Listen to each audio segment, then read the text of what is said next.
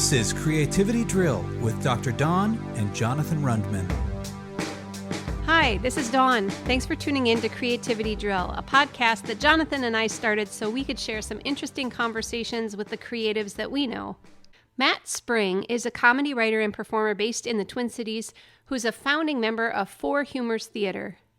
I met Matt a few years ago when he started writing scripts for a project at my company called Whirl. Keep listening to the podcast to hear about his splashy job, his move to full-time freelance performing artist and writer, and his observations about how society has not progressed beyond wanting to see a bear fight a bunch of dogs.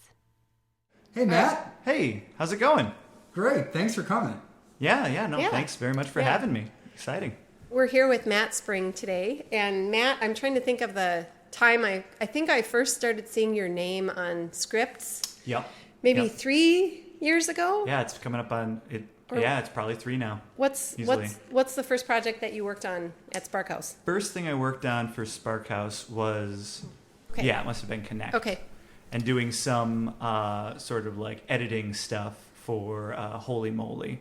Okay. Where Aaron would give me a script and be like, this Baby Moses script is like 2 pages too long. Why is all this stuff happening? So you're doing some cleaning. Yeah, and that'd be the thing. Is like cutting. you're not attached to this in any way. So just cut the stuff that shouldn't be in here. And I'd be like, okay, just this can go, this can go. Did you pitch yourself to the company as a resource, or someone came to you? No, Aaron came to me because he'd been working with a friend of mine, Nick Ryan, who is still writing scripts for Augsburg. And Nick had been writing for a while, and Nick and I started a theater company together. Still have a theater company together. But Aaron had asked him, like, hey, do you know any other writers? And he was like, yes, I do. So you were 2 degrees of separation from this particular editor or whatever. Yeah, especially since, like, Aaron, I didn't know Aaron before this, but we kind of operated in a similar world of theater here in Minneapolis. Yeah. Like, I knew of his theater company, and he knew of ours. Actually, that's why he first approached Nick Ryan to write for him, is that he'd seen one of the first shows my theater company, Four Humors Theater, had done. It was called Deviled Eggs, and he really, really liked it. And it's got a slight theological bent to it. Okay. And so he was like, okay, so Nick knows at least something along these lines, or at least he's able to research. He's aware of theological issues. Exactly. Got it. Exactly. Okay. And so that was the thing, because the Deviled Eggs was like the second show that Four Humors theater had ever done. Okay. And it was the story. It would have been 10 years ago. Okay. 2005 would have been the first show that we actually did properly. And so it was the story of the devil had been trying to conceive the Antichrist. Trying to conceive the Antichrist to end the world, and it was supposed to be at the millennium. And he'd been failing for 5 years because it's such a huge amount of pressure that was on him. And so he would keep seducing mortal women, and they would keep being like, are you okay? And he's like, yeah, I'm fine. Yeah. She's like, do you want to do this? He's like, no, I'm just going to go. I'm just going to go if that's fine. Okay. And then he would go home and sit in the bathtub down in hell and cry. And she's like, I just keep failing and I keep failing. And so like other theological characters then would show up to see if he was all right. Okay. Like, of course, Jesus showed up. And he was like, I'm just worried about you, Lou. Or like, is everything all right? He's like, no, I hate you.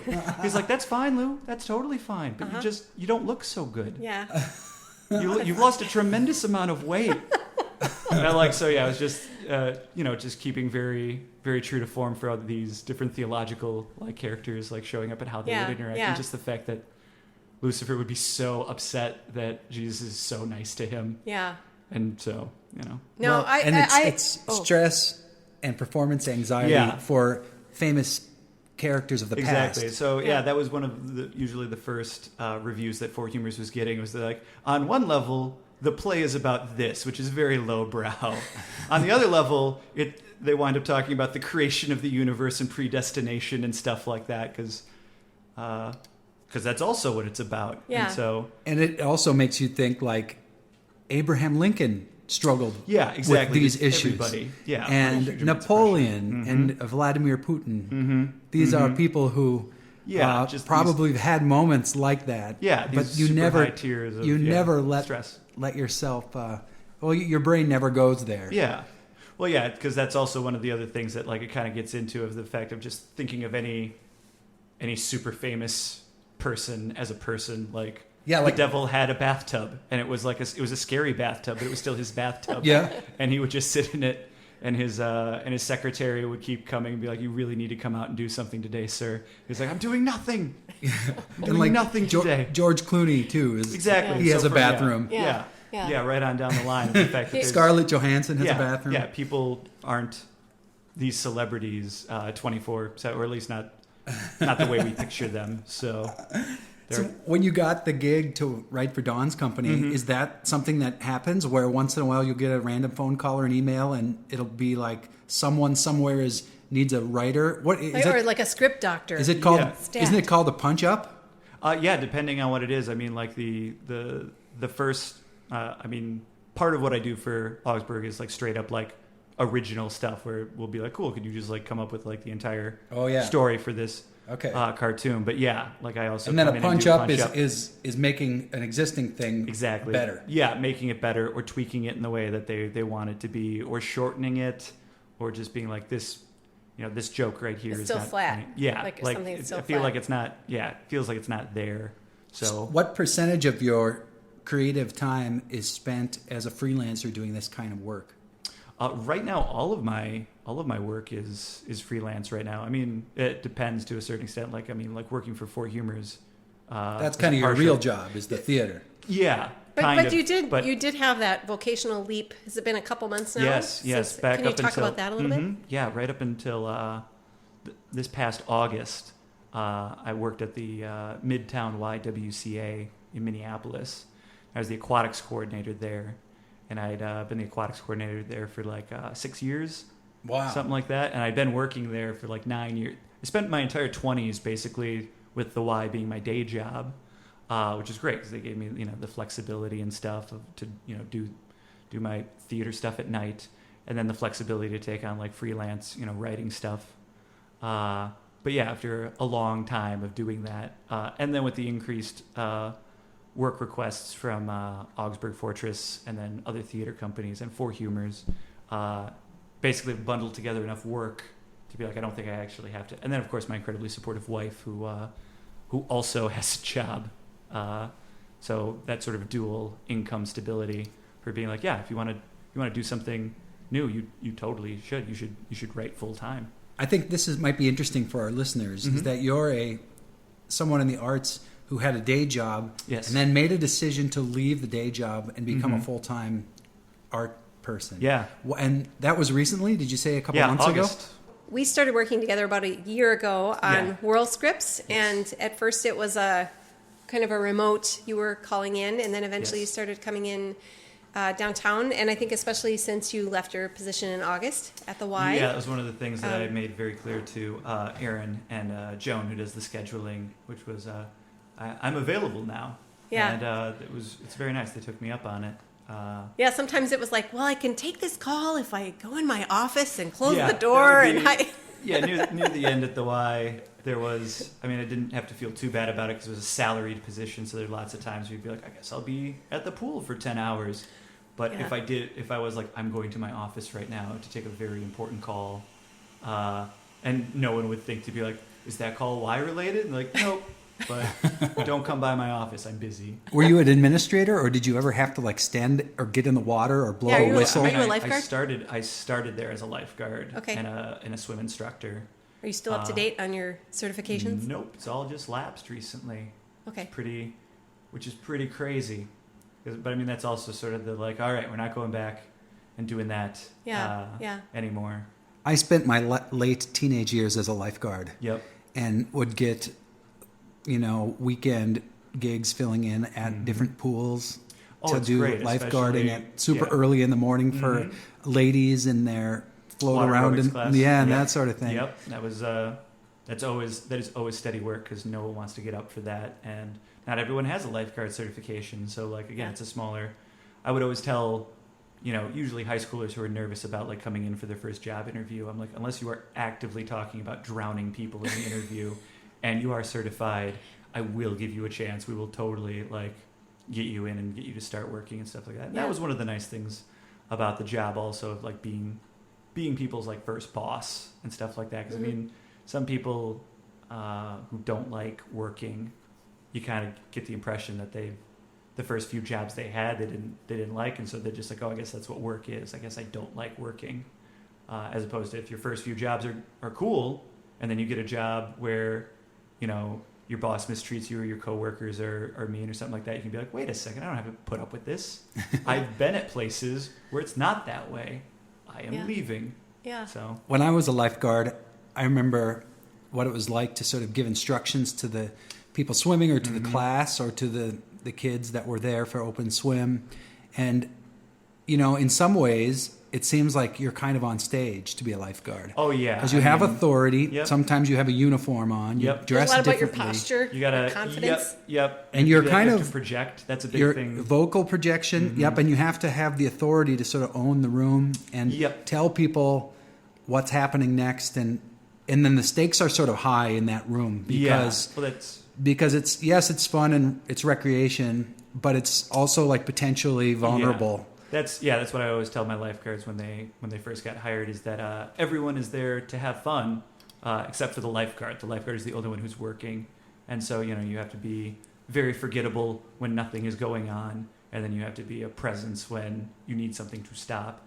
And it's tough, especially when I got like 16-year-old boys and girls working for me. Like, yeah, you got to go up to that 40-year-old and be like, yeah, you can't be instructing your child to dive in the shallow end.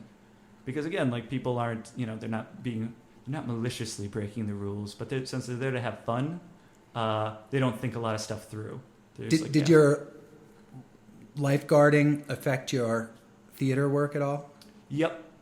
I mean, a number of people that I've worked at have referred to me as Safety Spring, because whenever we're doing tech or something like that, if someone is like going up to like do because tech people are fearless. Tech people have done everything like a million times, and they're short-staffed, and if they've run up and down the ladder like a million times already that day, they're going to do it again, and they're going to like lean way far out. Just lots of stuff that makes me like, oh no. And so just really casually, I always go over and like hold ladders for people, because I'm also afraid of going up on ladders. So yeah, I tend to just gravitate to positions like, okay, if they were to fall, this is where I would be to try and prevent that fall, or stuff like that, or like double checking. Or what can like double as a bodyboard. Yep. Yeah. Stuff like that. And so yeah, the people who haven't worked as lifeguards think that's very funny, of how much, because they assume that I'm just like worrying all the time, and I'm not worrying per se. It's just like part of what you do when you've been a lifeguard. It gives for you a decade. sense of alertness. Yeah, that sort of thing is that you're usually like looking at things like, okay, that could fall down, that could be that, like who's watching that kid over there? Is anyone watching? Like, go out to Target, and like a kid will like go running by me, and I'll just be like, walk please, and then like they'll look at me, and I'll like act like I didn't say anything, because again, you see a kid running, and you're like, well, you probably shouldn't be running. You're like, well, it's not a slippery deck. I'm like, kids running in general, it's kind of dangerous. They're like, well, they run everywhere. They have very short legs, so. You ran everywhere, Matt. I'm like, oh, it was different back then. It was. Oh. Yeah. So that's sort of the day job before now being able to do just stuff just straight up in the arts, or at least just in writing. Because I mean, I do some freelance writing for a publicity like firm sort of thing, and it's for like ceiling systems. Cool. And so they'll be like, could you research this ceiling and then write an article about it, or at least the first draft of an article? Are you allowed to be funny when Nope. talking about ceilings? Nope, not so remotely. It's like straight. Like, yep, they're like, okay. if you could read this and make it sound like the thing you read, but about this other thing.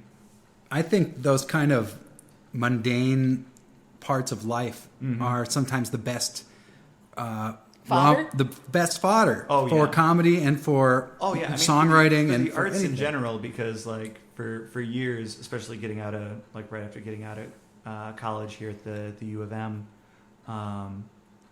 lots of people were like, that's all I'm going to do, just going to do theater like all the time. And you start to see a trend in the work of you write and you do what you know, and if you don't interact with any people who are outside of theater, you think that everybody talks about theater an awful lot, and in reality, no, they really don't. I mean, like it's one of the things that have in common with the other people who started like Four Humors with us is like every now and then, like we don't, some theater people like, lament where it's just like, there are so many people in the city. How come all of them didn't come to see my show? And I'm like, I don't know, man. It is theater, and while theater is great, we're up against a lot of other forms of entertainment.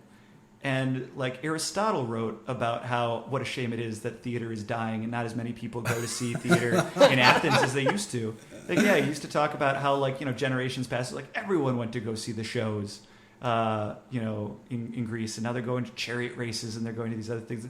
Theater has always been up against things that are just like, hey, we should go. Shakespeare's time, like the direct thing competing against him was watching a bear on a chain fight a bunch of dogs. And just being like, Shakespeare was really good at writing plays, but at the same time, he wasn't like super famous while he was alive. And then it was like, oh my goodness, it's William Shakespeare. There he is. He's getting mobbed down the street, like like the opening of Hard Day's Night. Like he was running it. He's like, no, it's like he like writes plays or something. I think. Have you guys heard about Sackerson the bear? He's gonna fight a whole bunch of dogs tonight. Because like I don't blame him, but I mean like that's also necessary to write shows about, or anything about anything. I mean, we say it in like Whirl all the time, where it's like, do people talk that way? We're like, no, people don't talk that way.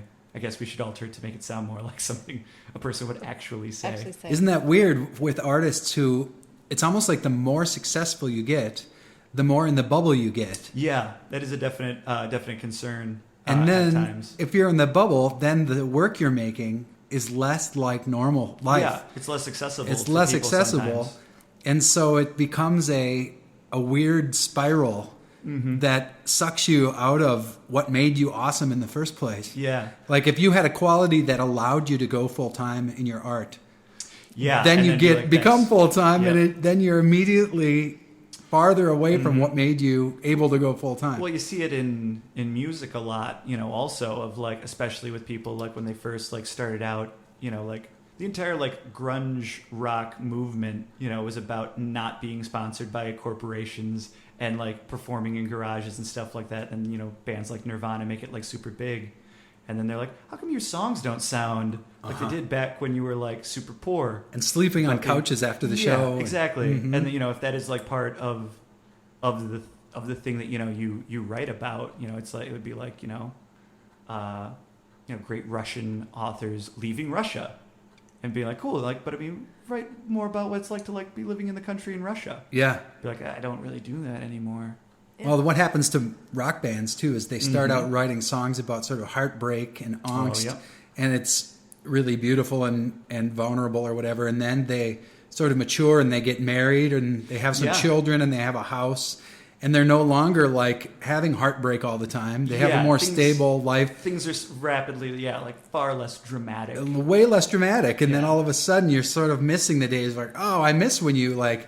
We're always breaking up with your partner, and that's the things that people, because people crave, like things to happen in their stories, whether they're songs, whether they're plays, whether they're books. You want, want things to actually like occur to those people, and it usually involves a lot more like trouble than like most people usually like experience, or far more like dramatic like trouble and stuff like that. Like the trouble that you have is like, oh man, like that our attic is going to need to be redone, and we really didn't see that coming. And it's like, dun, dun, dun. It's like, I mean, it's true, man. It's true. But at the same time, like, also that happens to a lot of people.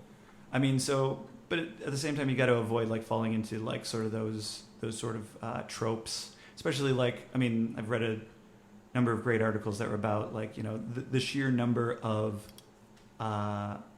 movies in particular that are about like the beginning of a relationship, like meeting someone and like falling for them. And usually you can track at some point midway through the movie, like there's a really contrived reason why all of a sudden they don't like each other. Yeah. And so then they like drift apart, but then they get back together and they're like, people don't really have a lot of relationships like that. One, because, when you meet someone, you kind of want to, and it's going well, you kind of want to like either stay with them or you break up with them. Like there is no like big tension. Or like misunderstanding that could have been resolved with a phone call. Yeah, and you don't have misunderstandings like that. you know, or you have like a quick conversation. It was like, was that what the thing was? Like, no, it's not what it is. Like, and then you either believe that person or you don't. You don't like eventually then like drift back together with forces so much stronger than you, or you know, a wacky plan by your friend's sidekick, you know.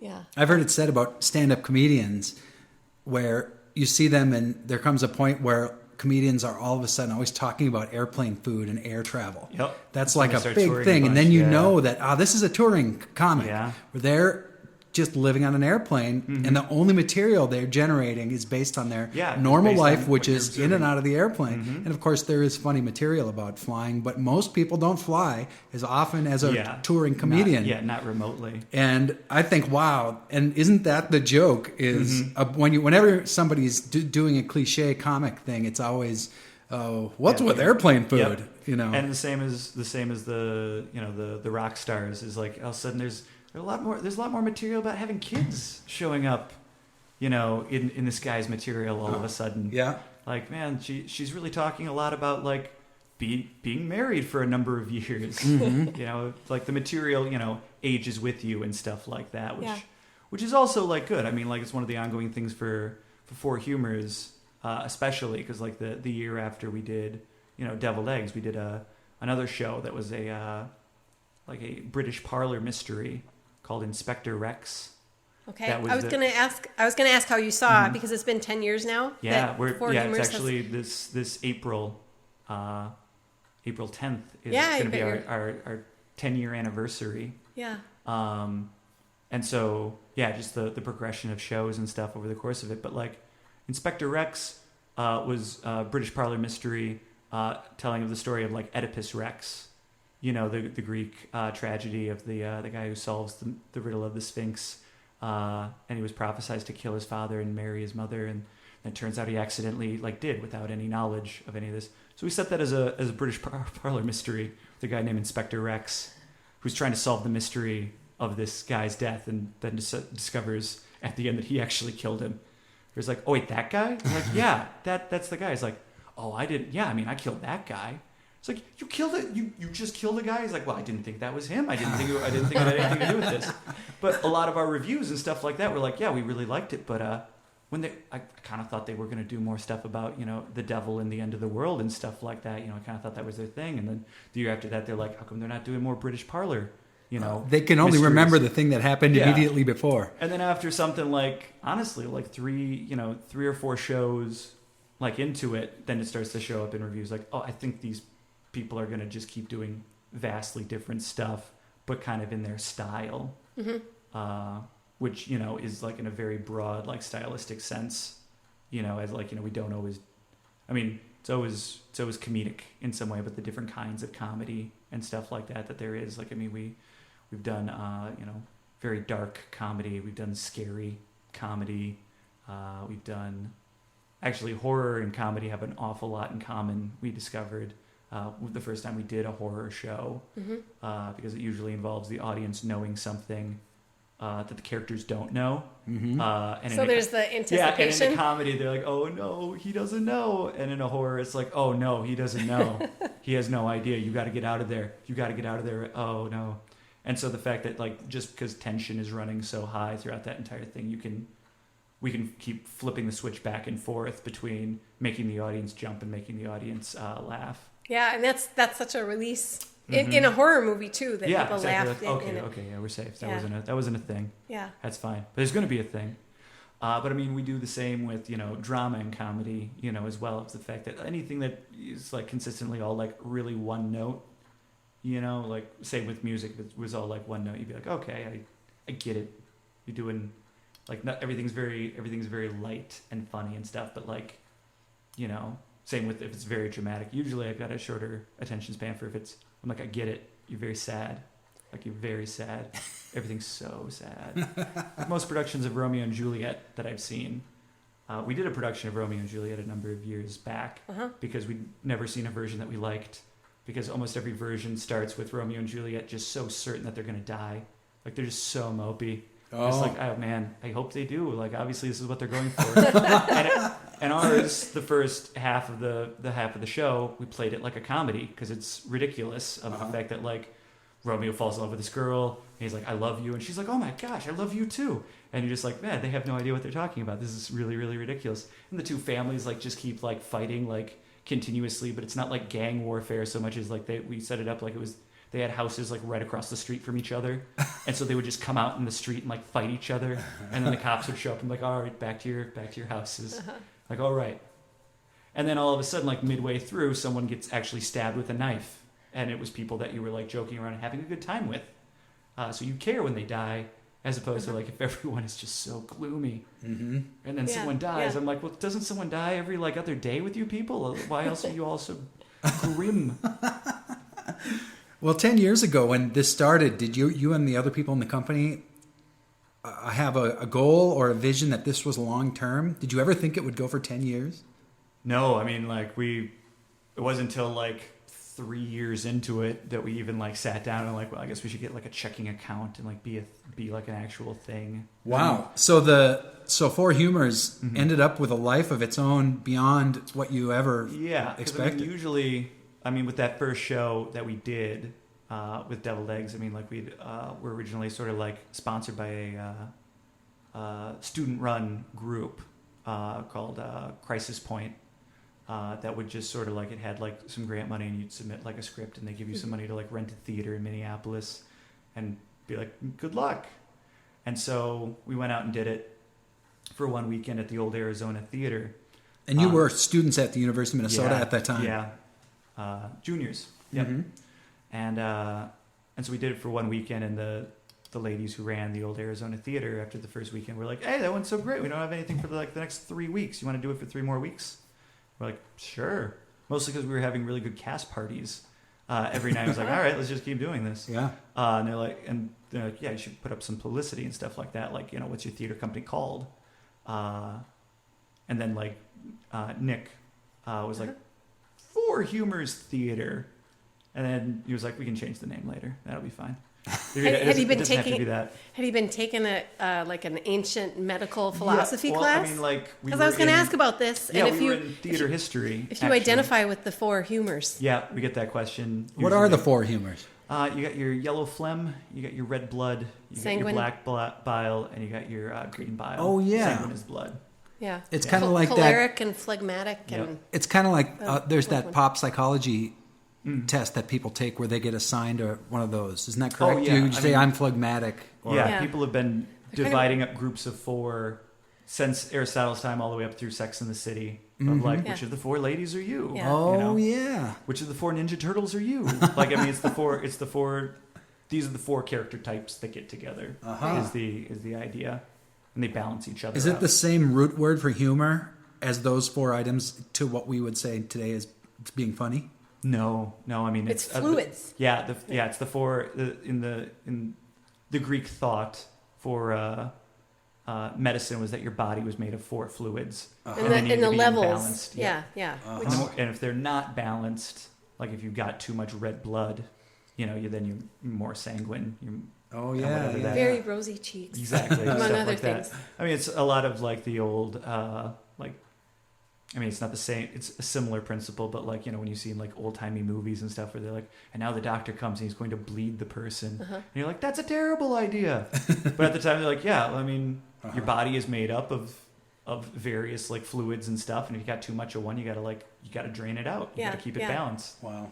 So, the philosophy of balance and stuff like that, which is also nice. I should also say like, it's not like the people who were involved with Four Humors now, were in those roles at the time when we started. I mean, like, no one was, I guess Nick was kind of in charge because it was his script and he was directing it, and like Brant was helping out, like build some stuff, but he was also in it. And I had like a part that had like 2 lines in it, but like You were watching the ladders? Yeah. I was watching the ladders. I had a car, so I could drive stuff around, and basically that's the thing. It's like, who keeps doing stuff that's beyond just like, hey, let me be in your show? That was also the thing. It's like, we'd like to be in your theater company. It's like, okay. It's like, yeah, so just you write the show and find the space and stuff like that, and then just automatically give me a part, and then I'll bring my car. Yeah, those were the people that we were like, well, do you want to help with like any of this other stuff? And they'd be like, no, just the acting deal. I was like, okay, well, we'll be having auditions then. Just because, I mean, like, it's the more well-rounded, like, who all do you need in the room to be pitching the idea of, like, I want to do a show that's like this. Are the original founding members of the theater still the same people? Yep. Wow. Is that rare, would you say, for... I'm told it's rare, yeah. Because, I mean, also, I mean, like, well, I mean, you know, Nick has moved to New York, but he's still a member of Four Humors. Like, you know, he wrote something for us last year. And he came out, he always comes out for the April Fool's show. It's kind of April Fool's is our holiday. Are you doing anything? Oh, yeah. For April Fool's? April 10th, we're going to be at the Black Forest Inn at their sort of like banquet hall thing. It's is that the German restaurant on Nicollet? Yep. Oh, yeah. Yep. And so, you know, there'll be, you know, obviously a bar. We'll have food. Tickets are $15 to $20, I think, something like that. And we have we do in the middle, you know, we do like a silent auction. You know, it's our fundraiser for the year. But on top of that, we do our April Fool's show that we came up with a number of years back. But it's like going to be a show that we only do once a year. The only time you get to see us do the show is on April Fool's. And then every time we get together, like, you know, we'll be like, okay, what do we remember from the show last year? I don't remember liking this part as much, so we take that out. We put something else in and stuff like that. But so it kind of morphs. Yeah, from it year does to year. morph. Like, so there was one year where we're like, man, we have like a lot of musical numbers in this one, and we're not all super musical. So why is that? Yeah, stuff like that. So 3 years into the process, when you decided, wow, we need a checking account, and it started to get real. Yeah. What changed about it for the four of you? I would say it's the fact that we solidified the fact that it was the four of us. Like, we sat down and we're like, okay, so like everyone who's sitting at this table obviously showed up because they have a vested interest that we're going to do this and make this be a thing. Yeah. So like, that's the thing, like we formed it as like a limited liability partnership. So it's like, all right, whose name is going to be on this thing? Like who's we got to file taxes. And if the IRS comes after us, it'll be after the people in this company, not people who've like done stuff with it and stuff like that, who's going to figure out contracts. Yep. And then as a result, like sit down and be like, all right, let's come up with like an actual, like an entire season. Let's talk about not just the next show. Because I mean, usually for the first couple of years, we'd figure out what the next show was going to be at the cast party for the last show. Is we'd be hanging out. It'd be like after midnight. And be like, you know what we should do? We should do a show that's about William Shakespeare and Christopher Marlowe, that really popular playwright in Shakespeare's time, way more popular than Shakespeare when they were both alive. But they're both secret agents for the Queen, trying to uncover a plot that's trying to overthrow England. Ooh. And we called it Bards, and we did it at the Minneapolis, Minnesota Fringe Festival. Oh, yeah. And yeah, so just like, yeah, let's do that. Like at that party, I went into the bathroom because I had a big beard for it, and I shaved my beard down to like a Shakespeare goatee, and I came out. I was like, hey, Nick, huh? Yeah, pretty good, right? And he's like, oh, yeah, you can be Shakespeare. I was like, yes. Awesome. Are all of you in all the shows as actors? Usually. I mean, to varying degrees or amounts. I mean, sometimes there's a conflict. Sometimes someone already has a commitment in another show, especially now, like as we're getting older, but also like working with more like other people and stuff like that, which is good. I mean, like it's just good to cross-pollinate with other theater companies to learn what it is you do like and what it is you don't like. I mean, both are equally valuable. Being like, I worked with this other theater company and they're like terrible at this. Like, that's just really not what we should be doing with Four Humors. And then other stuff would be like, oh, that's really smart. We should start doing that. That's a really cool like idea and not as hard as we thought it would be. So let's bring that over to Four Humors.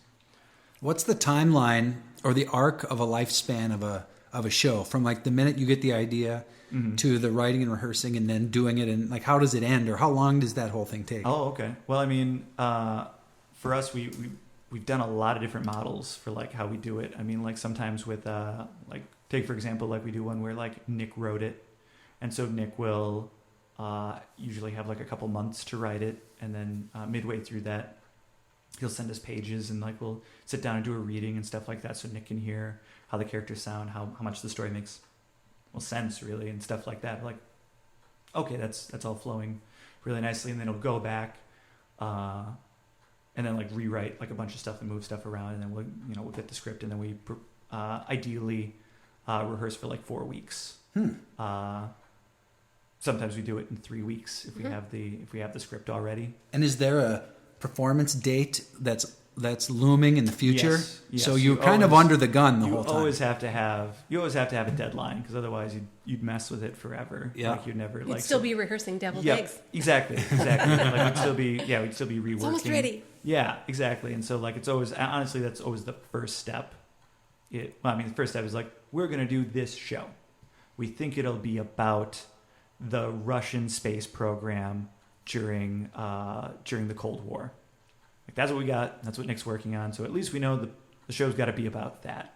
But that's when we go and get a theater space and reserve it. Yeah. And wow, what a commitment though. Yeah. To have that date, and now there's money on the line too, because you're reserved the building, and then there's the PR or whatever. You have to let your audience know that it's going to happen, and the press. And all that stuff. And to me, that sounds like, man, is this the only artistic medium that operates really in a deadline world? Because if you're writing a novel, there's no deadline. Yeah, that's the thing. If you're a musician, they give you deadlines, but you always hear about authors for novels like blowing their deadlines. Oh, and totally. Like, oh yeah, it's not and the book could come out 2 years late and still be awesome. Exactly. Yeah. And the same thing with writing songs or making an album. Like you can go 2 years without writing any songs, and then you might write an album in 2 months and have it be great. But no, it doesn't matter really like when it's coming out. Yeah. Well, I mean, it's one of the major, I guess, like muscles you get as a group, as a theater group, of the fact that like, especially like, we came out of like being students together at the U of M. So like everyone was like, we're going to start a theater company, and we've drawn up our, mission statement and stuff like that. And we're a theater company, but unless you're actually doing shows, you're not a theater company. You're just some people who have some ideas for shows. Yeah. And that's the thing. It was like, and that was one of the things also of like, when we were at the U of M and stuff, like the meeting people who knew who we were was super weird. The fact is like, oh yeah, I'm like Matt, and like from Four Humors, right? I was like, oh yeah, wow, that's strange. And now like all these years later, like we went back, some of us, to do a panel discussion with students at the U of M and stuff like that, because they're like Four Humors, which is a alumni group that came directly out of the Bachelor of Fine Arts, the Bachelor of Arts program, the BA program, here at the U of M. Like, so like if you can start right now, and that was one of the things that we told them, which is just like, you can just start doing it. Like, just find a space. Yeah. Most spaces, like if they got a dead time anyway, they're like, yeah, you don't have to pay any money up front. We'll just split the box office with you. Get your friends to come. That's where it usually like starts, and then eventually they bring friends and stuff like that. So I mean, did you do the theater scene as a high schooler as well? Like was teenage Matt also very into theater? But it was also back in McFarland, Wisconsin, just outside of Madison, and there was not much theater there. I mean, in the high school there was the like fall musical, and then like the spring play. Okay, what was the biggest part that you had in McFarland? Were you Curly? I was in the Importance of Being Earnest. I was Jack, the main guy in that. That's a classic. Yeah, play, Oscar Wilde. It's a great play, and and then it's also giving it to a high schooler and being like, cool, so you're a guy who's living this double life. I mean, you're wealthy in England. I'm like, yeah, absolutely, obviously. And then you get to college, and you're like, oh, I actually have no idea what I'm talking about at all. And then you get done with college, and you're like, oh, man, I have no idea what I'm talking about at all. And then, you grow up and get married and get a house, and you still don't actually have any idea what you're doing at all. But you've gotten pretty good at winging it, and the fact that, like, well, no one's caught me so far, so I guess this is what everyone's doing, so that's cool. Yeah. You've got... There have been many sort of classical references throughout our conversation. Do Sure. you read a lot? Did you do a lot of sort of historical studies when you were an undergrad, and now you sort of keep up with that just to kind of be well-rounded in all those things? Yeah, when I was going to the U of M, I was going for a double major in theater and history, which is why I ran a pool for 9 years, because that's what I majored in. And there is actually a aquatic history studies. Theater. Yeah. Actually, yeah. I mean, there are people that leisure are like management. Majored in like sports medicine and stuff like that. Or I'm like, nope, I don't have anything like that. I have a theater company, and they're like, okay, that's kind of like communications. I'm like, close enough. Let's do this. Yeah. But yeah, I mean, like again, going back to the fact that like you got to be well-rounded. You have to have interests outside of theater because there are so many plays and movies and everything out there that are about how hard it is to be an artist. They're all out there, and like I get it, and some of them are very good, but like the market is flooded with it, man. Like I can't watch another play about how hard it is to make a play, or a movie about how hard it is to make a movie. Yeah. Uh-huh. Actually, that's a lot more prevalent now because there are just so many movies. Yeah. Like they're so accessible. Yeah. Yeah. If you had to write a play about being an aquatics director at a Y, like what could that look like? I mean, what are the conflicts, the tensions? I mean, it would probably be the fact that a large part of your day is just getting yelled at by patrons.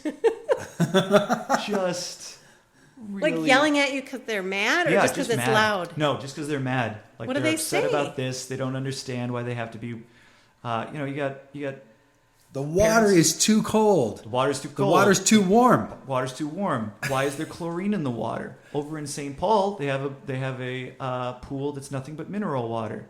No, sir or ma'am, that is not true. You're required to have chlorine in both Minneapolis and St. Paul pools. Well, I heard you can have a Moss filtration system. Like, you can, but it still needs chlorine in it. That's what filters the dirty chlorine out. You're talking about something that you don't really know about. And I understand that. And I understand that you don't want to swim in chlorine, but you have to, because otherwise you're swimming in a bathtub.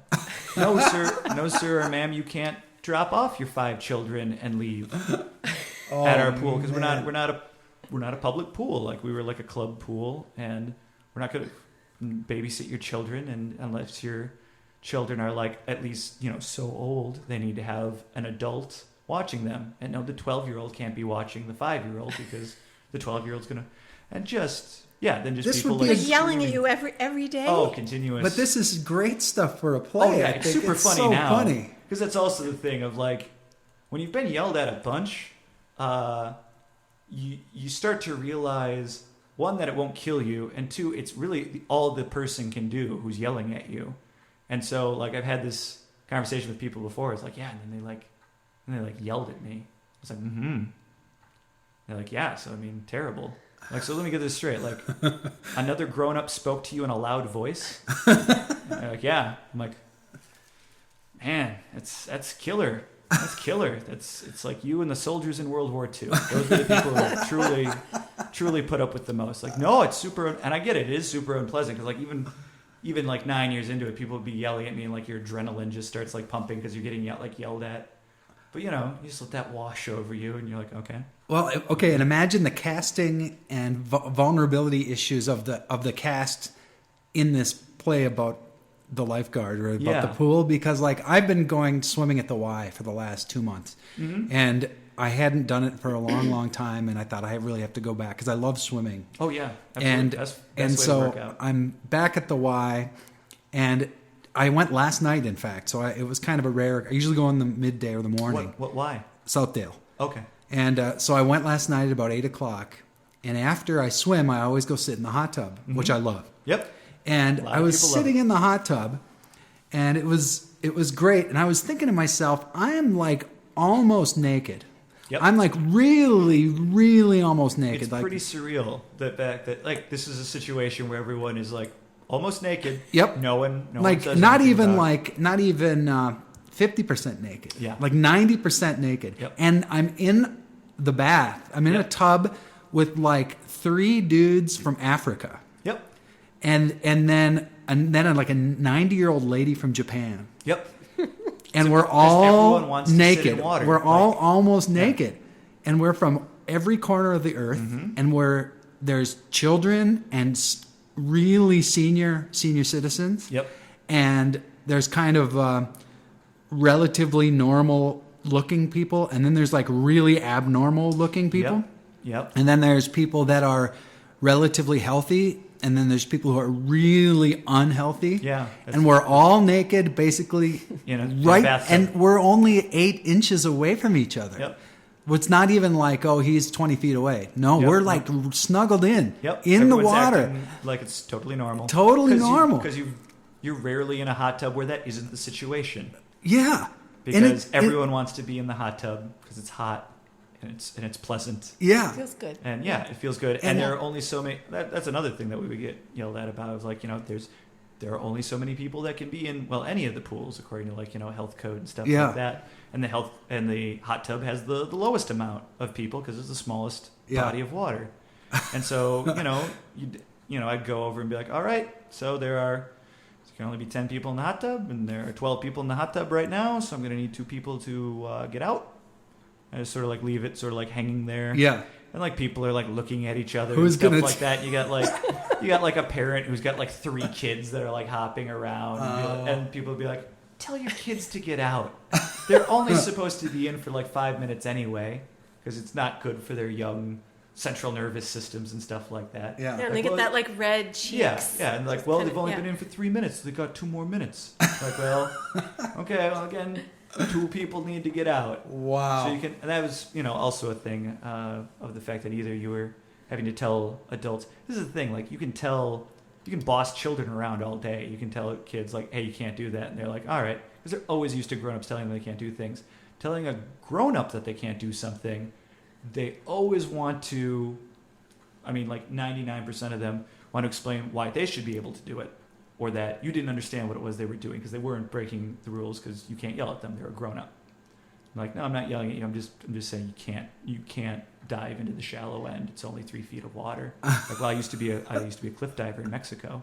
I'm like, well, you can't dive in the shallow end of the pool because it's only 3 feet of water, and I don't know you're a cliff diver. He's like, well, I just told you. You're calling me a liar. I'm like, I'm so not engaged. I don't care. I mean, it doesn't surprise me at all that these kind of interactions and this would inform you as someone on the stage, writing for the stage, and then being on the stage with other actors, and then presenting these kinds of conundrums for the audience to sort of fester over. I mean, it's just fuel for the fire. I think it's about. It's about character advocacy. Is what it's called, of the fact that like no matter what character you're playing in a show or whatever character you're writing in a show, good characters are ones who believe they are right and believe that they are doing the thing that is correct. Like, I mean, Lex Luthor thinks that he is the hero and he's going to be the one to stop Superman, this alien that has come to Earth and is impersonating a human, and the entire world has gone nuts for, even though he could destroy the entire world, and like no one wants to look into that. Lex Luthor is the only one who like has his eyes open to the fact that just Superman being here has diminished all human achievement and accomplishment, because he's always going to be better than them. So like, why should humans try and do anything?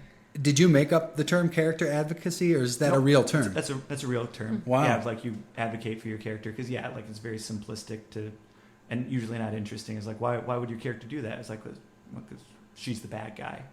I'm like, yeah, but the bad guy, if it's not a stupid bad guy, like knows why they're doing things, like the John Lithgow outlawing dancing in Footloose is doing it for safety. Like he legitimately thinks that will make the town better and safer, and believes that it incorporates into like his faith and his religion and stuff like that. So he's like he's this knight fighting against this horrible thing. It happens to be dancing and Kevin Bacon, so he can't possibly win. But there you go.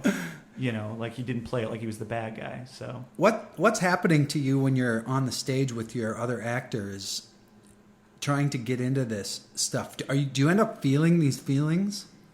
Oh yeah, I mean, you kind of get like caught up in those sorts of things. I mean, that's also one of the other ways that we've made shows has been like we just have all gotten together and been like, cool, we want to do a show about this, and we don't particularly have we don't sit down and write the script first. We sit down, like, usually we have some sort of like source text or thing that we're going like off of, whether we're adapting a myth, or most recently we did a adaptation for the Fringe Festival called Four Humors Four Humors presents Lolita, a 3-man show where we did Stanley Kubrick's movie Lolita with 3 of us. And so it was my buddy Brant playing Lolita and just playing it straight, like doing all the lines that Sue Lyons does in it, wearing the pink bikini and stuff like that. My buddy Ryan Lear playing Humbert Humbert, narrating to the audience about this infatuation he has with this girl, and they're like really intense romance. But it's him and Brant acting as a 12-year-old and then 14-year-old girl, and then me playing all the other characters because there are only 3 of us. So I play Lolita's mother, and I play the bad guy and stuff like that. And so, from doing that, we watch the movie and what are the scenes that need to happen? What is the show kind of morphing and becoming about? And it started to become about the idea of these 3 guys putting on this show that they really don't have any business putting on. It's such a, which people were telling us, my wife was like, what are you doing? I'm like, oh, we're doing a 3-man, we're doing an all-man version of Lolita. And she's like, I don't know what that is. And so I told her the synopsis of Lolita. And first of all, she was like, that's a movie? And I'm like, yeah, and a very famous book, and a very famous movie. Very, very hugely popular, very masterfully well done. She's like, that's horrible. That's a really because it's about a guy who falls in love with a 12-year-old girl. Yeah, she's like, and why is that funny? I'm like, that's a good question. That's a really good question. We're going to figure out why. And so from the course of doing that we discovered, having the idea that one of the characters doesn't actually fully grasp what the plot is. Yeah. Was that you? No, or that was actually Brant's. Brant's? Character, okay. Yeah. Okay. As the actor, he wasn't. Yeah, because as things would progress, every now and then, earlier on, he tries to open a bottle of Coke as Lolita, and he's like, yeah, well, I really hope that I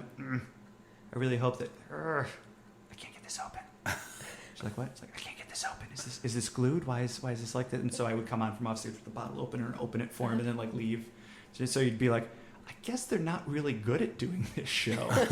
So every now and then things will not go correctly, or sometimes we'll get distracted or caught up on something where we'll be like, yeah, I mean, I think we should really do this scene because, Shelley Duvall is so amazing in this scene. Shelley Duvall is amazing in this movie. And then one of the guys comes on, it's actually Shelley Winters is the actress in this. It's like, no, because I heard that Stanley Kubrick was really, really awful to Shelley Duvall during the filming of Lolita. He's like, no, he's actually really terrible to Shelley Duvall in the filming of The Shining. He's really terrible to Shelley Winters during the filming of Lolita. It's like, well, was he at least nice to her during the filming of Popeye? Stanley Kubrick did not direct Popeye. How come Shelley Winters was so good in it then? Duvall. That's Shelley Duvall. So this is all part of the show. Yeah, it's part of the show. Oh my gosh, we just all drop character. I'm wearing a wedding dress, playing the Shelley Winters character. And they're like, okay, well, back to the show then, and then just jump right back into it. But yeah, then getting into the idea of, because it's the same for the novel, of the fact that since it's a novel, because you don't actually ever see an actual 12-year-old girl and stuff like that, you keep losing sight of what the novel is actually about and getting caught up in these other things. It's just it's about this sweeping romance and the fact that intensely falling in love with someone and stuff like that. And then every now and then you just crash into it. It's wait a second, this is about a 12-year-old girl. Now that's really horrible. But this book is so very well written. It's just really good to read. It's so interesting to hear you talk about what it's like to, write or conceive or perform this sort of stuff, because I keep thinking to myself, it sounds like there's so much psychology going on from your point of view in trying to understand what's going on with the source material and with the way you're going to interpret it, or if you're writing all new source material, and then how the audience is going to respond. It seems like such a big picture thing. And as someone who's a songwriter, and we've been talking to other creatives even on the podcast, people who are painters, and, those are, it just seems so much more insular or a singular act, or it's just more inward looking or personal. Yeah. To write songs or to paint a picture or to even take a photograph. Yeah. But I think about this when I see television interviews with actors or directors, or listen to like film commentary on the director's on the director commentary of a DVD, or to hearing you talk. I mean, you have to keep thinking big picture. Yeah, you always have to think of the audience and the audience point of view and stuff like that. I mean, particularly in theater, because like the audience is going to be there and you can see them. So like if it's not going well, like and depending on where you're performing, they're gonna let you know because they can see you. As opposed to like even in film, but film like really has developed the psychology of, probably because of its shared history with theater. The fact is like, okay, the audience sits here and they look this way, so we can control what they look at. We can control what information they have, what information they don't have, stuff like that, as opposed to like looking at artwork or hearing music or stuff like that, where like you have no idea where they're going to be listening to your song. You have no idea what their day is going to be like. You have no like there's so many variables when you run into it that I don't know. I would have no idea how to write music. Do you take those feelings from the show or from the text home with you, or do you feel like it starts to impact your own emotions in your personal life? Not emotionally, no. Because the reason it's called a play is because you're playing. Yeah, and that's the thing, is that like they say it's called acting. Yeah, maybe you've heard of it, right? But I mean the idea that you getting up, and it's even when you're doing things that are like that wouldn't be fun in real life, like fighting with someone or stuff like that, is fun to do on stage. You get that. You get to do those things and go through those motions, but also like I'm incredibly lucky because I'm doing it like with my best friends and stuff like that. So we get done doing that, and then they can be like, hey, like when you do it like this, it's like really good. When you do it like that, it's not as good. Yeah, don't do that anymore. And be like, okay, cool. Did you have to learn how to have fun in the acting process, or are you just built that way? Well, I mean, I think we all kind of came to it from the point of view that it should be fun. And that's one of the things that sometimes when you go out and like work with other people, or other people come in and work with us, of like having a different approach to it. I mean, my best friend Ryan Underbach, he was also a theater maker and director, has said, he's like, yeah, I mean, it's like when you get together with friends and like you're gonna play a game of like touch football or something like that, like you play to win. I mean, it's playing, but like you do it as hard as you can, and you want it to be the best it can possibly be.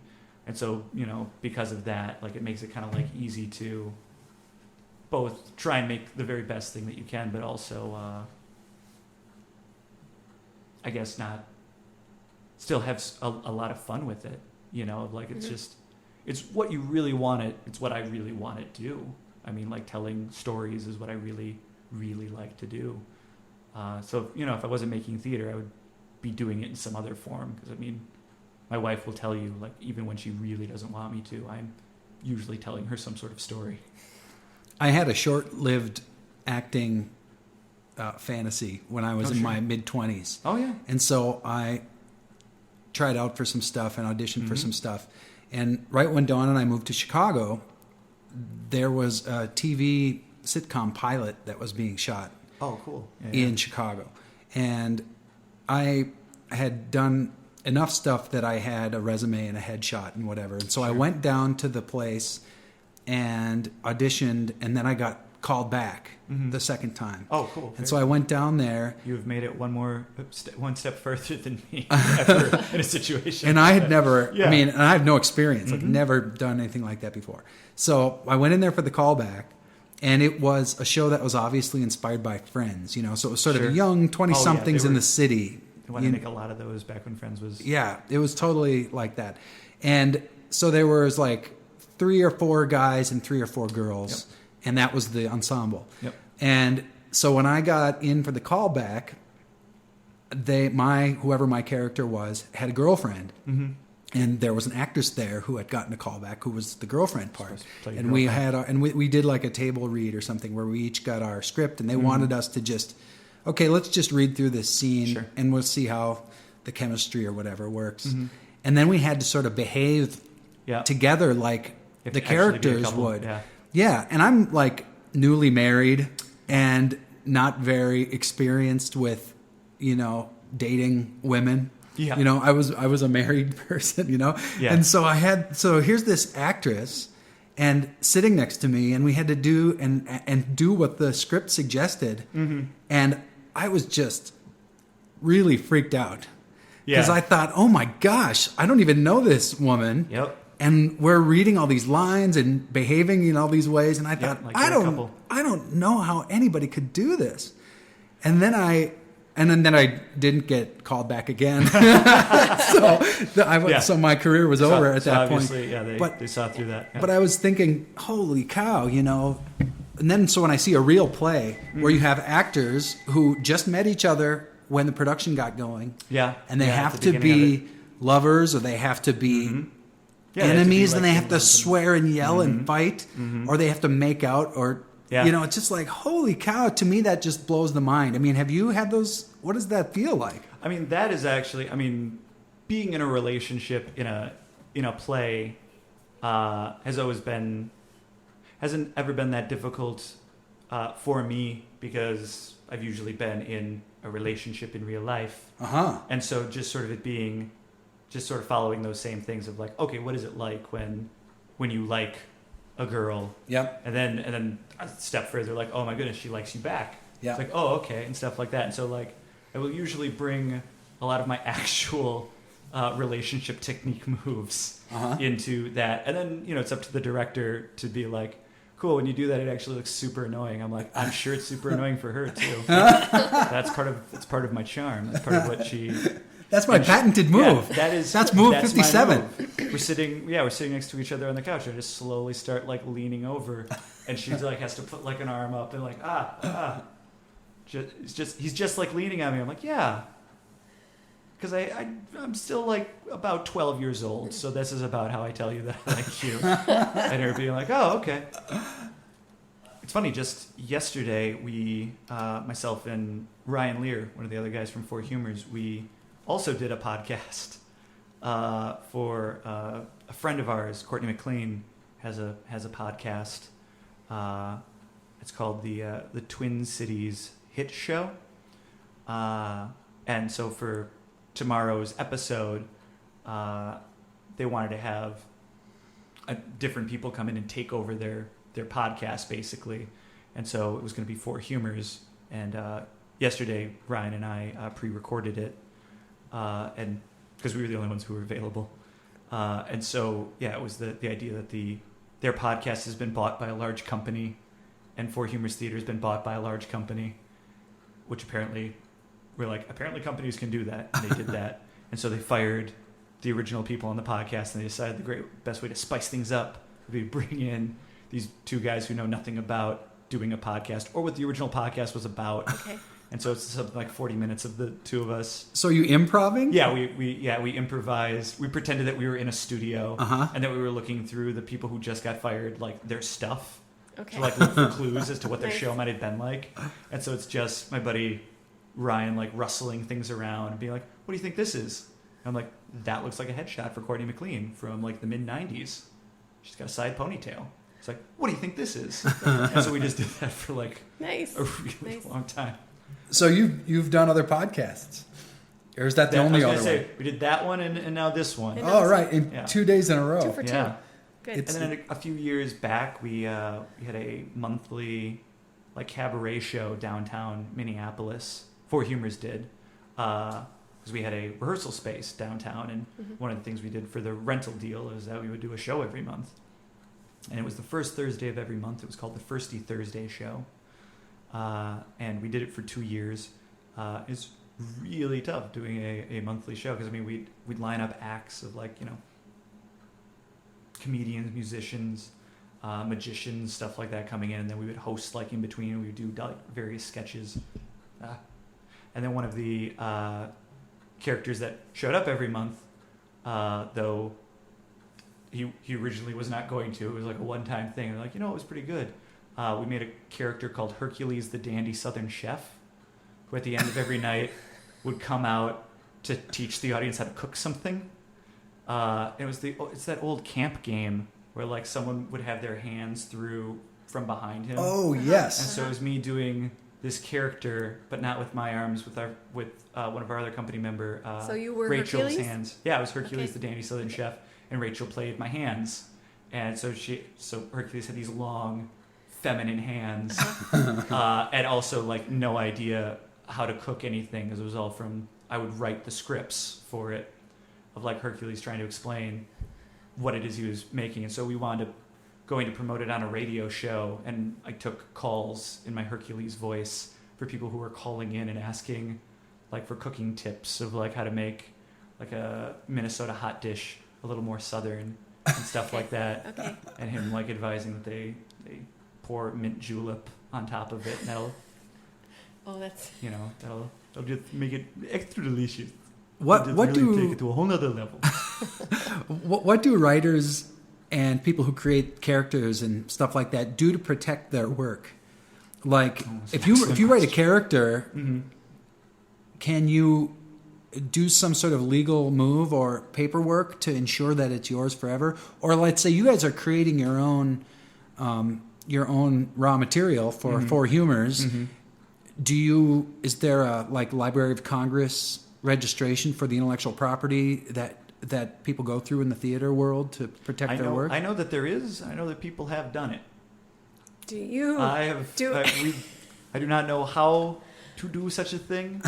I mean, one of the helpful things in our case is, I know that like Nick has had like some of his scripts like actually like properly published and stuff mm-hmm. like that. Mm-hmm.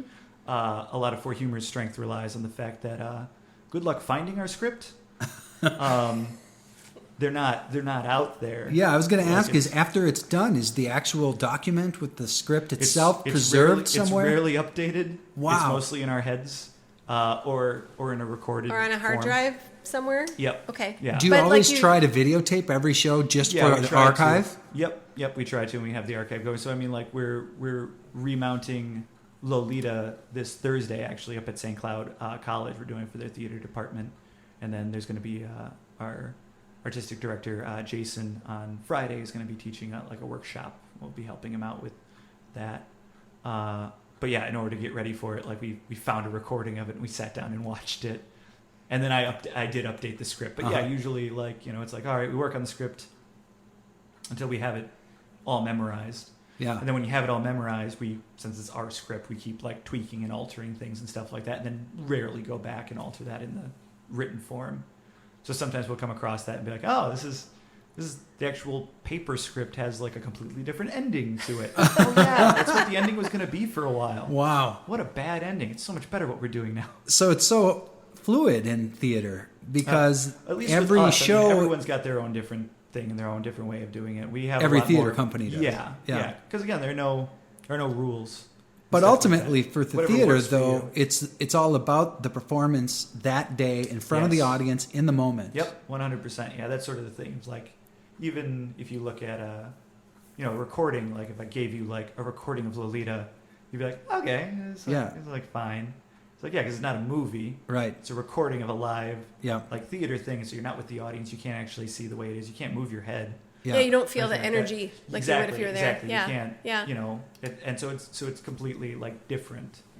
Has anyone? It's like it's a one-time thing. Like it's there and it's gone. Like you were either there or you meant to be there. Wow. That's about it. Yeah, that is so interesting, and it's so different than the recording industry, or even the publishing industry, where the ultimate goal is this sort of physical thing that is eternal. Yeah, that exactly. is, it becomes a completed work forever and ever, amen, and sits as is for the rest of time. Yeah, and it becomes the definitive version. You get the definitive version of Stairway to Heaven, and the definitive vision of the Empire Strikes Back. Yeah, exactly. Which is why people are mad when George Lucas tweaks it. Yeah, exactly. That's not how it should be. But with the theater, there's no definitive version. No. And it's I think it's that's always so changing. It's always up to interpretation. I mean, like we did a show for the Fringe Festival. We do a lot of shows for the Fringe Festival here. The Minnesota Fringe Festival. All of your listeners should go see. It's it's usually the first week in August. You should go see it. It's 10 days. It's huge. It's the biggest Fringe Festival in America, unjuried. So your ping pong ball gets pulled out, you get to do a show. Doesn't matter if you've never done a show, which Four Humors had not the first time we got in, or if if you're a Guthrie actor. Like it's totally lottery based. Totally lottery based. Yep. Wow. And it's something like 175 shows. Each show gets 6 performances at something like 12 different venues. So it's huge. Like there's no other theater going on in Minneapolis at the time. I mean, I suppose technically the Guthrie can afford to still stay open and stuff like that. But most other small theaters are not. They're doing the Fringe. But we did a show, Sideways Stories from Wayside School, which is a play based on the book, a children's show. And even at the time, it was like, I guess Four Humors is doing children's theater now.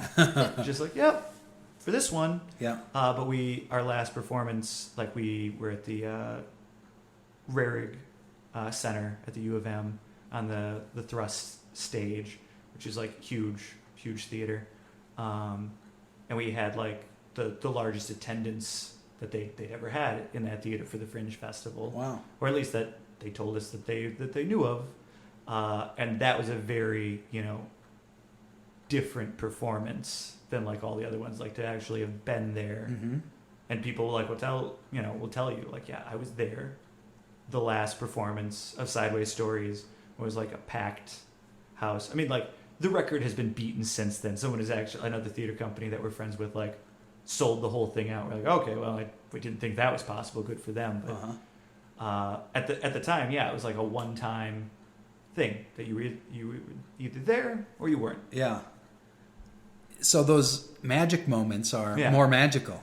Exactly, because you can't go back to it even if you wanted to. Wow. I mean, to some extent, I mean, like there's the first time you hear Stairway to Heaven, the first time you see The Empire Strikes Back. I remember very clearly being in high school the first time I saw the first Lord of the Rings movie and having that experience of just being like, I am really enjoying what is happening right now.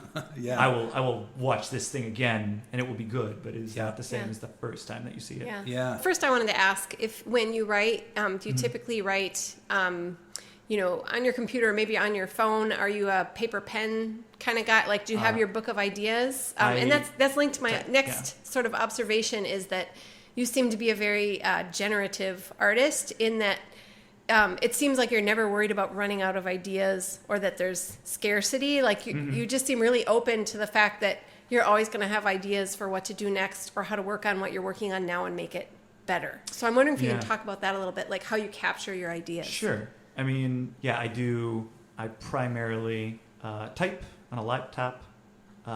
Just been typing forever. I mean, taking. Are your files backed up? Yeah. Are they? Yeah. Good. They're floating around the house on different. I also have multiple laptops. Okay. Is the thing, and so Natalie would be like, "Hey, can we throw this away?" I'm like, "You can't throw that away." She's like, "Why not?" She's like, "I don't know what's." I'm like, "I don't know what's on there. It's probably something good. So just hold on to that." She's like, fine. Are you you writing your scripts in industry standard script layout? Final. I think so. I mean, it's a script writing program that Augsburg Fortress bought for me. Very nice of them. Excellent. Which makes it a lot easier for formatting and stuff like that. So I know it's the standard of Augsburg Fortress, and it was also the way I was writing before that. I have run into scripts that are like laid out and formatted like different from that. And I don't like. It's funny because like one of the other writers for Augsburg, Greg Moss, like when I read his scripts, I'm always like, oh man, he actually like really knows how to format these. Like the first time a character is introduced, it's like all in caps lock, like it really jumps out. I was like, this is a new idea. Oh, I'm like, I should probably do that. Yeah. Good, but it is a muscle like any other, like formatting or coming up with ideas or generating ideas or looking at because I mean, it's for being like, are you worried about like coming up with new ideas or what to do with the ideas you have and stuff like that? Like for me, it always feels a great deal like kind of like a Rubik's Cube. So like I wouldn't really ask someone at a Rubik's Cube like, are you worried that you're gonna not know what to do with the Rubik's Cube? It's like, well, I'm gonna try and solve the Rubik's Cube. Like the pieces are there. I am confident that it can be solved. Yeah. That's also the thing is that like since it's a story and you can make it up and do whatever you want, you can solve it in an infinite number of ways. Fortunately, since, especially for things like, Whirl and stuff like that, you can solve it in a lot of different ways, but there are some ways where it'd be like, well, you're not going to do that, man. That's not going to be the solution to that problem. Like, all right. Yeah. I really thought Victor would say the hell with this and storm out. And he's like, well, he's not going to do that because That's in the blooper reel. Yeah, he's like 7. Yeah. He's not going to do that, man. I'm like, okay, well, that could be a solution. Or if he does, it's not on camera. Exactly. Yeah. Exactly. I do love cartoon blooper reels. Like the cartoon characters are actors who are going back to the trailer. Just happen to be blobs that are floating around. So it's like, well, I don't even know who writes this. What am I talking about? Yeah. It's like, Victor, just say it again. He's like, who writes these long things that I say? Why do I talk this way? I'm going to talk to my agent. This is terrible. Victor, are we going to do this? It's fine. It's fine. Yeah. It's like those the Bugs Bunny cartoons where they cut to him and he's in the lawn chair next to the pool with his sunglasses on. Yeah, the idea that Bugs Bunny is a super successful actor. Yeah. He's just like, obviously I took the part where like, the hunter chases me around. Because, what are you going to do? I'm a rabbit in this business. Exactly. And it's just, that idea. I mean, that's also like kind of part of it also of like why, how do you know what to do is usually like, what would the characters do and stuff like that. And so it's usually helpful. The more you know the characters, like the better it is. And then on top of that, if you don't know the characters or the characters are just developing and stuff like that, you're the writer, so you just make decisions. Mm-hmm. Like we did for the comic strips for Whirl, where it was just like, Victor's got a great aunt Marjorie now, and for all we know, he lives with her. And not his parents. She's the only family he's ever referenced, and I'm like, that actually makes a lot of sense. It does for like Victor's entire like the whole character, and it's not his aunt. Yeah, it's his great aunt. It's his great aunt Marjorie. So I picture her in like a hat. Like a lot of his speaking mannerism, I assume, is why a kid this young is this verbose. As his thing is like, that's how great Aunt Marjorie talks, and he thinks she's the coolest. So like, why wouldn't it? Right. Why wouldn't that be the case? Right. Even in these little videos that you guys are shooting together and working on together, I'm hearing you say that the characters start to become their own people, and this isn't even serious like feature film length stuff or feature play length. These are 3-minute videos. Yeah, and so it's amazing how it's almost like the characters are revealing themselves to you on their own terms. Mm-hmm. And do you find that happening in the pieces that you write, where it's almost like they're an entity apart from you? Mm-hmm. Yeah, especially like as things clip along, it starts to become clear that unless you could really come up with a reason why a character would act that way, that hasn't been acting that way like ever, like what is the deal with that? And like if you still want to do it, like you have to figure out how to address it and stuff like that. I mean, like we do an episode where one of the characters, Leo, who's like a fairly scientific, like cold, like analytical character, has this very like nice, like open conversation with this other character, Gabe, and that's when it became like very clear. I'm like, I think Leo and Gabe are like best friends. Like that's why they're actually like acting this way towards like each other, like why it makes sense and stuff like that. It's not like Leo has suddenly changed. It's just like this is what this character is like in this situation, which also then makes it more like a real person, of the fact that like no one is always one way or the other. People tend to be more one way or the other. That's why I like characters like that's why you can have like our character Ruby, who's like some would describe as mean. She would describe herself as super honest, and direct, and very direct. And she can't understand why people just aren't a little more honest and direct and just doing what she wants them to do. She's a leader. Exactly. Yeah. It's like you can see her both their episodes where like she is both causing the problem, and then later in episodes where she's the one solving the problem. Yeah. That's more of like what life is and when things are like interacting. I mean, it's one of the things we talk about in Four Humors, of the fact that just in storytelling and character and stuff like that, of being honest. The idea that like people can look at it and be like, oh, that's like an honest thing that would happen, as opposed to, because I mean, like even if you don't know the word for it, like you watch in TV and movies and be like, oh, okay, they were just coming up with a reason for that to get to this next scene or do this other thing.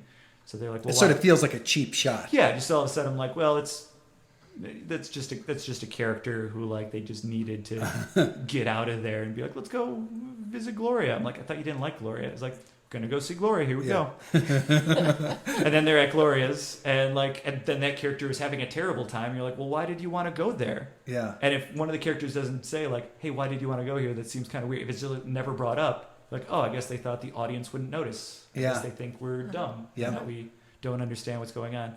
Which also is why audiences would be like, I will not be watching whatever this show is anymore. Yeah. Because they think they can just like forget things or like pick things up or like make it up. Basically the idea that if it really feels like they're making it up as they're going along. Because even though they are making it, I mean, all writers are making it up as they go along. You like the idea that there's like a plan. There's an idea that they're, like you were saying, that they're just like chipping away at this character that already existed. The writer just is finding them as they like go. Yeah. Who are your favorite storytellers right now in any milieu, film or television or theater? Yeah. Who are your favorite storytellers at this point in time? What are you really connecting with? Oh, let me think. I mean, I love Neil Gaiman. Neil Gaiman is pretty... Our local hero, right? Yeah, seriously.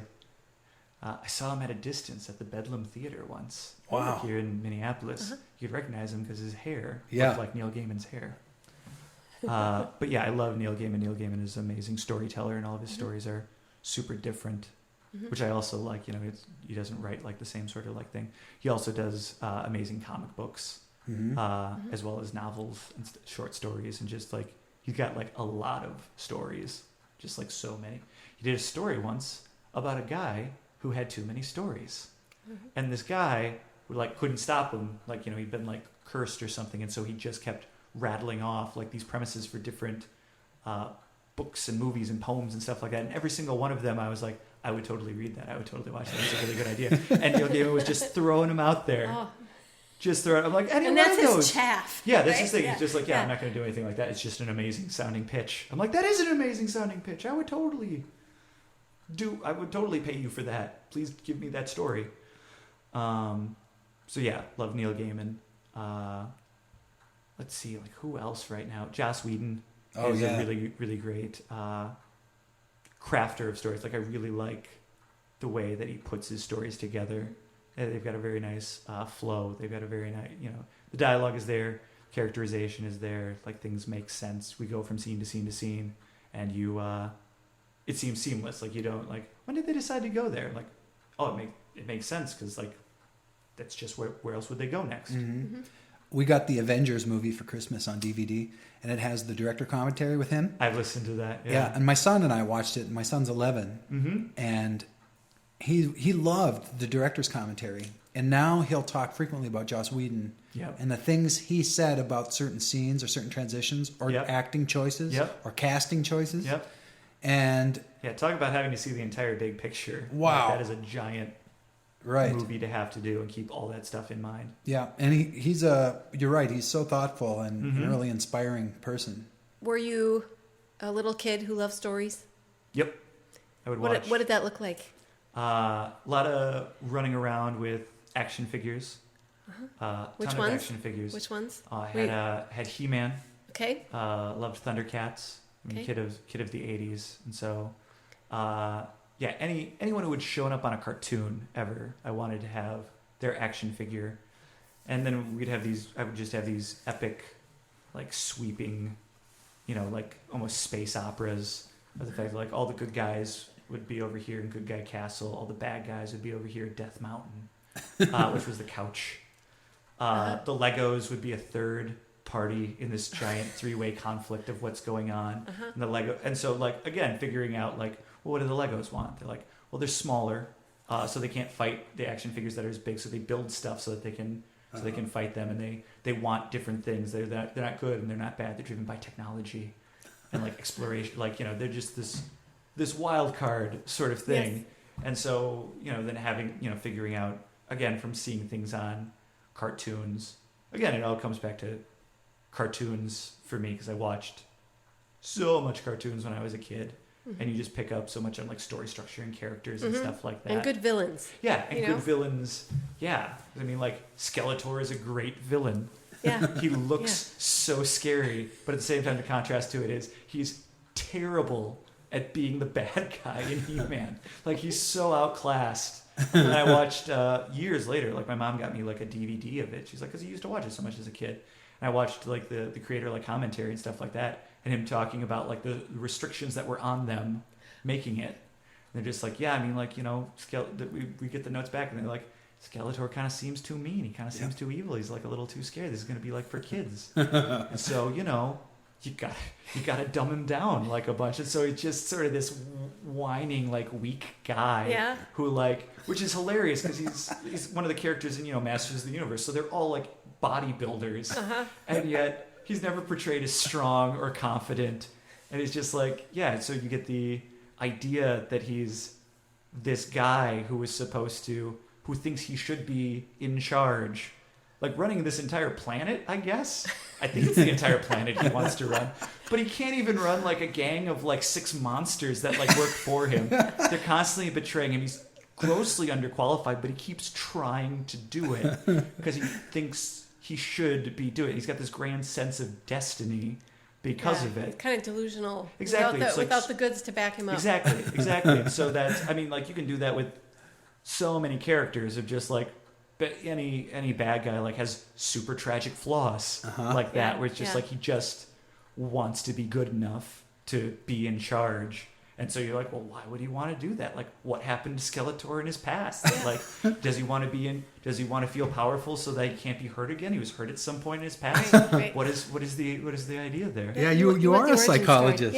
Yeah. That's sort of being the entire thing for it, because in reality he does just want to beat up He-Man. Yeah. Because they've only got like 22 minutes for the episode, so like, how's he going to do it this week?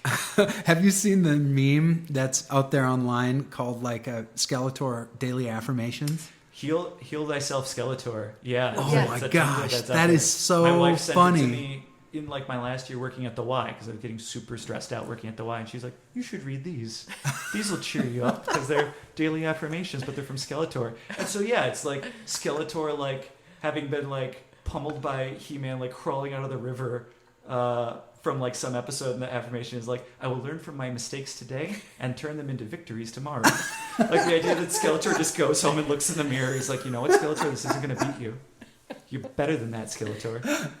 And he's like, man. today I will take time for me, and I won't feel bad about it or make apologies. And it's like him like pushing one of his minions out of the way.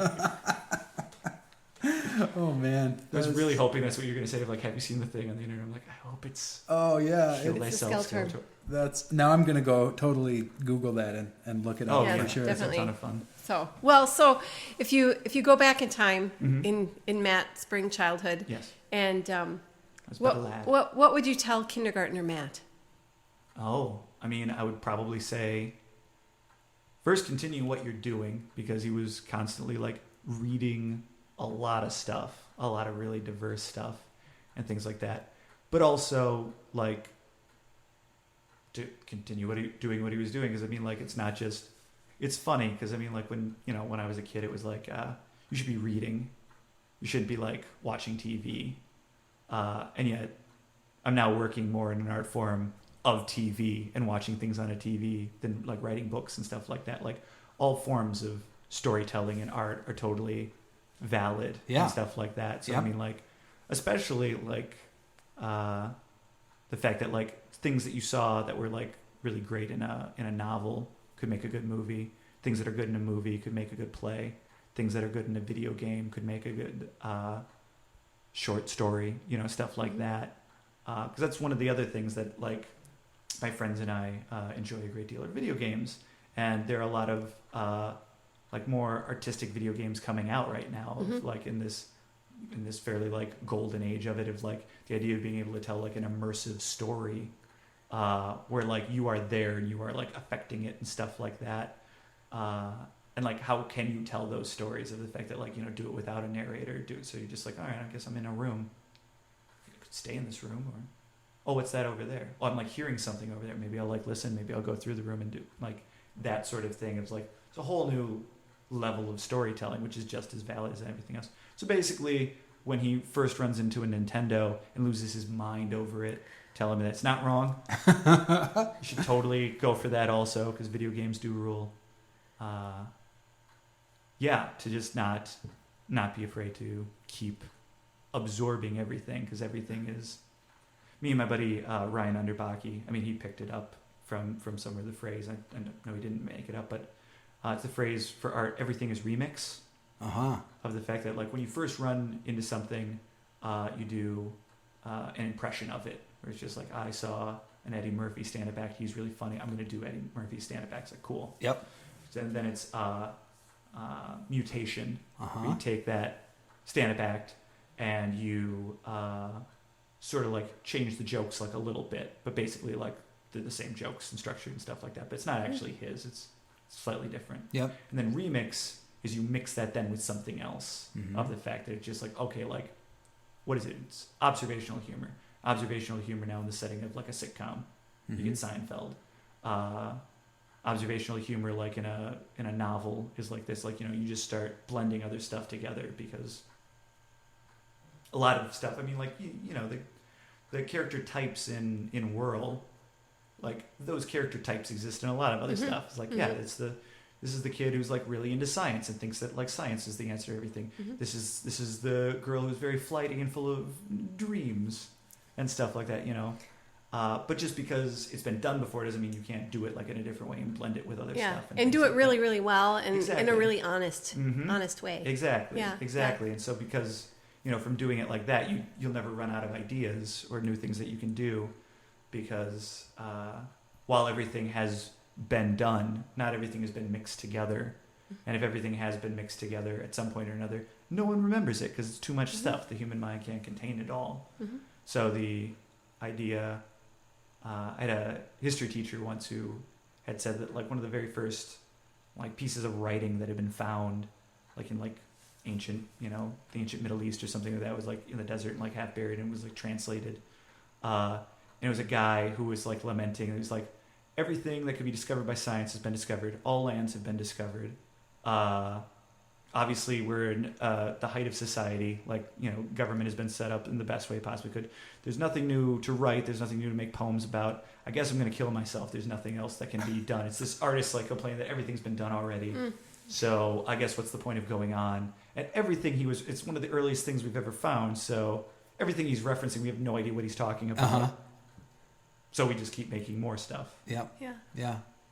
Well, and that's whenever those of us in the creative world start to feel frustrated or start to, it's comforting to know that everybody's been at that stage. Oh yeah. Yeah. And it's nice because once you do it for long enough, also, you know that you've been at that stage before. Yeah. So there'll be times where now they'll be like, how's it going? I'm like, not great. I got nothing. Right now they're talking like robots. And they're just hitting plot points. That don't make a lot of sense. And I'm not even married to the plot points. We should totally change these plot points. She's like, what are you going to change it to? I'm like, I don't know.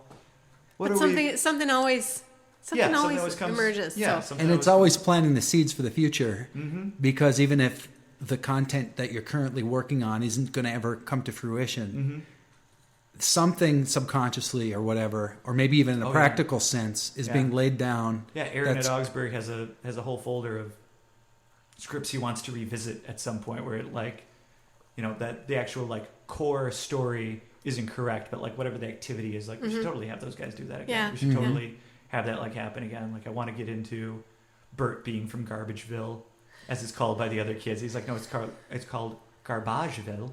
Yes. And don't give away too much, yeah. Matt. It's called Garbageville. Garbageville. Yeah. So. And so like we got through like the first draft of it and be like, I think we actually need to like do a completely different story with this. Which you did. Yeah. Very well. Yeah. But yeah. But it doesn't mean that Bert isn't from there and it won't come up like later. Yep. It's in the folder. Yeah, it's in the folder of things to revisit. Dawn always uses the term harvesting, talking about going back to ideas that have not yet been harvested, and and sometimes even if you forgot about them, or maybe they've been there for years and years, and they're totally lost in the past. Yeah, and you can go revisit them, and then all of a sudden you have new perspective, and so I think for anybody in the arts, or if any of you who are listening are having a moment of frustration in your creative life, where you're burned out, or you feel like none of the stuff you're working on is going to ever see the light of day, you can take a deep breath and realize that it's cool to be at that place. And yes, it's not fun necessarily. Oh yeah. But that's a part of it for everybody, Mm-hmm. and it's a stage that everybody fights through or waits through, Yeah. and basically, that in the future something from that time is going to prove to be valuable. Oh, yeah. And is going to lead you to a new place that's going to be a time of energy and results and expression and fun and all those other good things. Oh, yeah. Absolutely. Of just... Yeah, everything is useful. You know, it's using every part of the animal that is creating like storytelling. Yeah. So Yeah. Oh, that's good stuff. Well, how can our listeners find you? How would you like to be interacted with online, for example? Well, I mean, For Humors Theater has Is a that website. ER or RE? Well, we bought the domain name for both. But Nice. we do spell it ER. For, like, spelled out FOUR, humorstheater.com, which you can follow on Facebook or on the website. Mm-hmm. And how many shows a year does Four Humors do? I mean, we tend to do like 3 at least. Yeah. Or 4. We're also part of another program. It's over at the Southern Theater. It's called Art Share. Oh. Which is a year-long thing, and you subscribe to it. It's like Netflix, but for theater. Oh, yeah. Where it's like $18 a month, and you can then see all the Art Share shows that are at the Southern as many times you want. Wow. And there's always at least 3 going on every month. Huh. So if you see all 3 different shows, that's less than, I don't know, I'm not a math guy, but $6. there you go. I knew it divided down to something nice like that, but I didn't want to start counting my fingers in front of you. So instead, I just didn't bother at all, which was far more embarrassing. I also found Four Humors on Twitter. Oh, yes. Yep. We have I don't understand how Twitter works, so that's our Twitter person. To find you is to find you through the theater. You're not operating as Matt individually. Oh, sure. Yeah. I mean, if anyone was interested in something like that, or was like, hey, Matt, come write a thing for us. I'm Matt Spring on Facebook, basically. Do you have a .com for yourself? No, that would make a lot of sense, though, now that I'm an independent writer. And you have a great name. I know. Matt Spring. Spring. Is that your real name? It's my real name, yeah. That's incredible. Yep. Yeah. It's just perfect, and it's spelled like it sounds, and it just is so full of life and energy. It's awesome. Yep. Spring, like the season. Have you checked mattspring.com? Is some other loser out there have that one, or can you I don't know. snag I it? feel like there's a sports guy named Matt Spring in like baseball or soccer. I'm also not a sports guy, so I can't remember what it is he plays. Wow. Well, check your .com domain names and then I mean, I should probably get something like that. Yeah. And I actually found you online because I googled Matt Spring Theater. Oh, okay. And there you were. So, good. Listeners, you can track Good, Matt. I am findable. You're totally findable. So you can track Matt down online. And thanks, everybody, for listening. Thanks, Matt. Thanks for having me. And thanks for having me. stay tuned in the future for more fun. Creativity Drill.